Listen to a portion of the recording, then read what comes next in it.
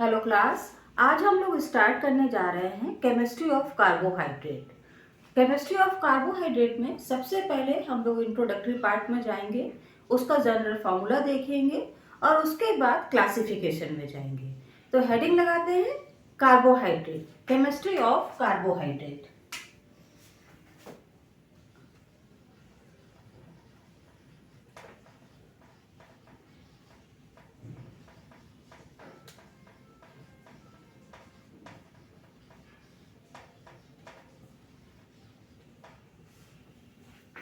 ये आपके BSc second semester में पहला चैप्टर है, फर्स्ट यूनिट आती है।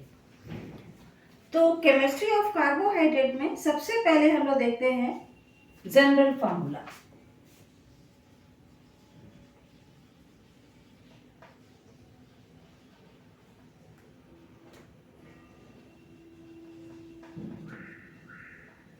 जैसा कि हम लोग जानते हैं ऑर्गेनिक केमिस्ट्री में किसी भी क्लासिफिकेशन में या किसी भी कंपाउंड का हम लोग जनरल फार्मूला देखते हैं और उसके बाद आगे देखते हैं। तो जनरल फार्मूला क्या है इसका? CnH2O होल है, CnH2O होल है, राइट। और क्योंकि ऑर्गेनिक केमिस्ट्री है तो कार्बन और हाइड्रोजन और ऑक्सीजन ये तीनों चीजें तो होंगी ही होंगी, right. Carbohydrate are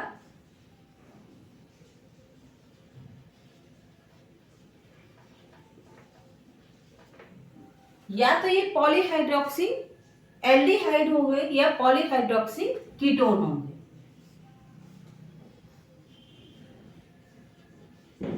polyhydroxy aldehyde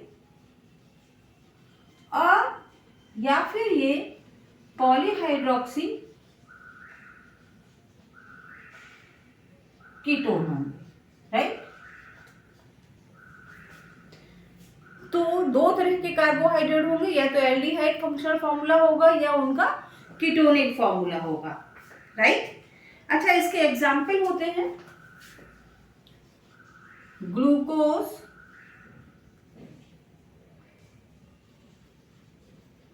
fructose,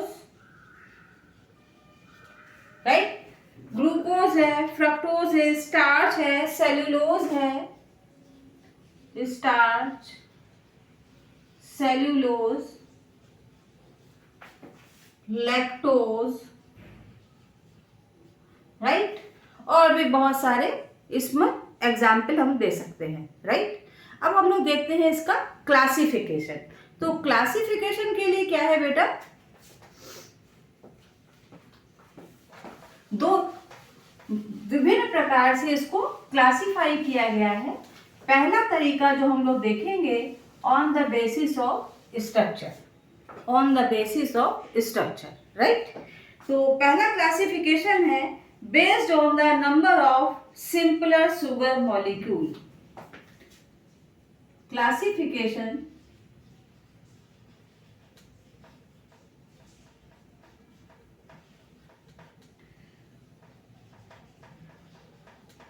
based on number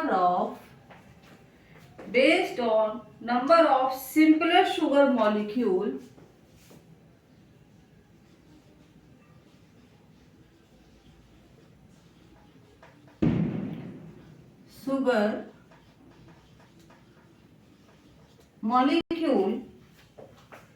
produced on hydrolysis,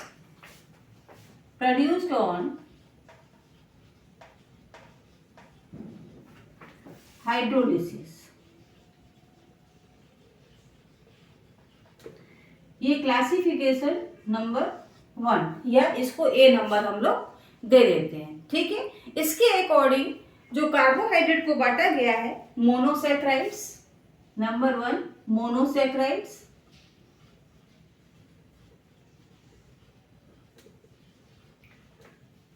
monosaccharides do not go hydrolysis, single sugar molecule होगा, सिंगल sugar molecule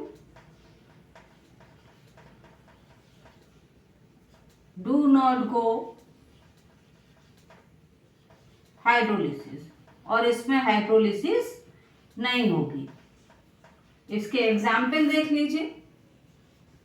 मोनोसेक्राइड्स के एग्जाम्पल है, बहुत ही सिंपल आएंगे, glucose, fructose, galactose. Glucose, fructose and galactose, ये इसके example होंगे, right. Number 2 आते हैं हम लोग डाइसैक्राइड पे।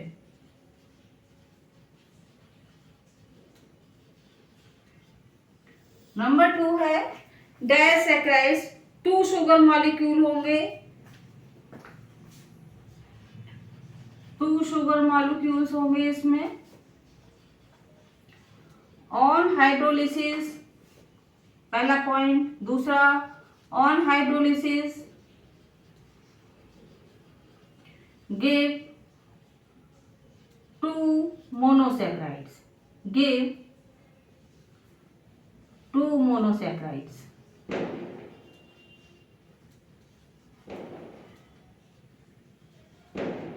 ठीक है, जब हाइड्रोलिसिस होगा तो ये क्या करेंगे, 2 मोनोसैक्राइड्स देंगे। इनका एग्जाम्पल है सुक्रोज,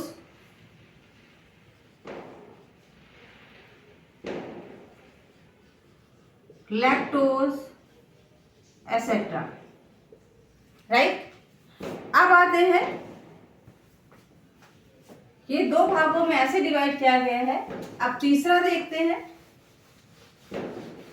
मोनोसैक्राइड, डाइसैक्राइड, फिर है हमारा ओलिगोसैक्राइड, नंबर 3 है ओलिगोसैक्राइड,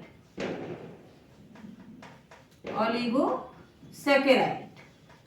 ओलिगोसैकेराइड क्या करता है, इसका एग्जाम्पल क्या होगा ओलिगोसैकेराइड्स का, ये 2 से 10 तक मोनोसैकेराइड्स इसमें हो सकती हैं। It contains 2 to 10 units of monosaccharides, units of monosaccharides. जैसे डाइसैकेराइड में हम लोग देख रहे थे कि 2 यूनिट मोनोसैकेराइड की थी, वैसे ही ओलिगोसैकेराइड में 2 से लेकर 10 तक मोनोसैकेराइड्स हो सकते हैं, ठीक है। और इनको बोलते हैं ओलिगोसैकेराइड्स भी बोलते हैं। फिर आ गए हम लोग पॉलीसैकेराइड्स में। हम लोग किसमें आए, पॉलीसैकेराइड।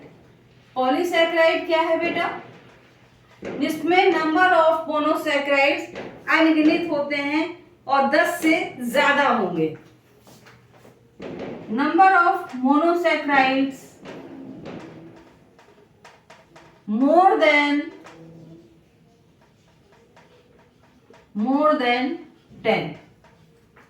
अब इसका एग्जाम्पल अगर हम लोग देखें तो सेल्यूलोज, स्टार्च,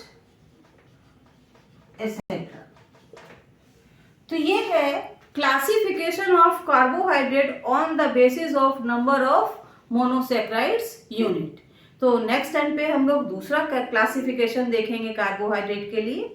आज इतना ही रखते हैं।